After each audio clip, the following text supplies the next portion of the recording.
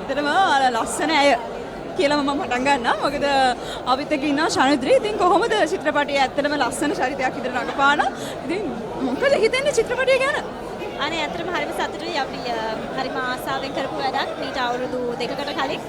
ඉතින් ඒ මහන්සි වෙලා කරපු වැඩේට අද හොඳ ප්‍රතිඵල තියෙනවා. ඉතින් මුළු සිනමා ශාලාවම අපුඩි ගගහ සිනමා චිත්‍රපටය රස විඳිනකොට ඒක ඇත්තටම හරිම සතුටුයි. ඇත්තටම මේ අපිත් දැක්ක ඒක චිත්‍රපටියේ ඩාන්ස් කරනවා හරිම ඇත්තටම දැක්කම hina යනවා. ඉතින් ඇත්තටම හරි ආදරණීය චරිතයක් එතනදී. එතකොට කොහොමද ඒකේ අර සමහර චරිත ඒක දැන් රංගපාද්දී ඔයාලට අමතක නොවන සිදුවීමක් එහෙම ඇතිනේ. අපි පොඩ්ඩක් ඒ ගැන කතා කරමු.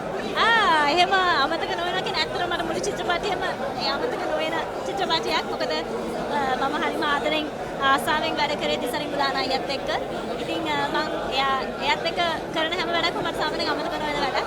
ඉතින් මම හිතන්නේ මේ චිත්‍රපටියේ ඉතින් ෂූටින් අතරතුර වෙච්ච එක දේවල් තියෙනවා. ඉතින් ඒ වගේ ඉතින් තියෙනවා ඉතින්.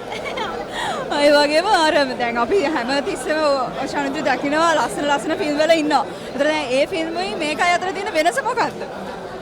මාව එච්චර නම් දකින්න විදියක් නෑ. මගේ මේ තාම වෙන මගේ තුන්වෙනි චිත්‍රපටිය. මේ දවස්වල මොකට තරඳුත් එක්කම තිරගත වෙන නීලා චිත්‍රපටිය. ඒකත් සාර්ථකව තිරගත වෙනවා. ඉතින් මම හිතන්නේ මේ මගේ ෆස්ට් ටයිම් තමයි ඩාර්ක් කොමඩි කියන ජොන්ර් එකේ චිත්‍රපටයකට එකතු වෙන්නේ.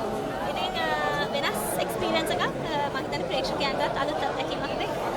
අනිවාර්යයෙන්ම ඒ වගේම අර දවසේම අපිට බලුවත් ෆිල්ම් එක තුරාවටම අපිට hina වෙනවා තමයි මුහුණ වලින් දකින්න හම්බෙන්නේ. ඒ ගැන මොකක්ද කියන්න තියෙන්නේ? මම කලින් කිව්වා වගේ ඇත්තටම හරි සතුටුයි අපි ආසාවෙන් කරපු වැඩේ.